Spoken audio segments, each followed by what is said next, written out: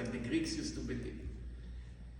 Because if there were more than one God, each one of them was not complete, because it's always in a threat of another one. So how can I dedicate my whole life to someone that is under a threat, that someone may kill him? How can he promise me something when in any given moment the other God can cancel it and destroy him and destroy everything he promised? When you have husband and wife run the business and you work for them, if the husband promised you something, it's only good until the wife comes. And if she's a good witch, as soon as she comes in, she's the real boss. What? My husband? No, my husband is a fool. Don't listen to him. I am the boss here. Your vacation is cancelled. Everybody knows that whatever the husband says, it's only until the wife will come, or the other way around. Cannot be two bosses in a system. That's logic.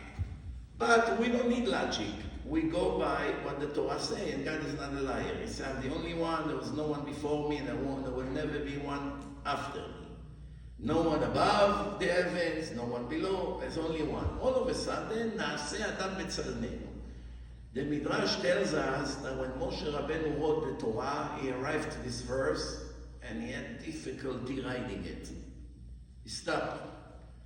And he started to argue with Hashem. He said, dear God, why do you use the plural language? You make people confused. People will read Naaseh Adam, they will think there's more than one God. You should write, E'aseh Adam Ketzalmi. I will make a human being like my image. Not let's make a human being as our image, meaning more than one. What was the answer of God? Who knows? What did he answer to Moshe? We learn so much from the answer, so much. It applies to each one of us every second of our life. That's the answer, by the way, to millions of questions that people ask. God said to him, write it anyway and be quiet. Why? Someone who would want to be mistaken will find reasons to be mistaken. What's the answer?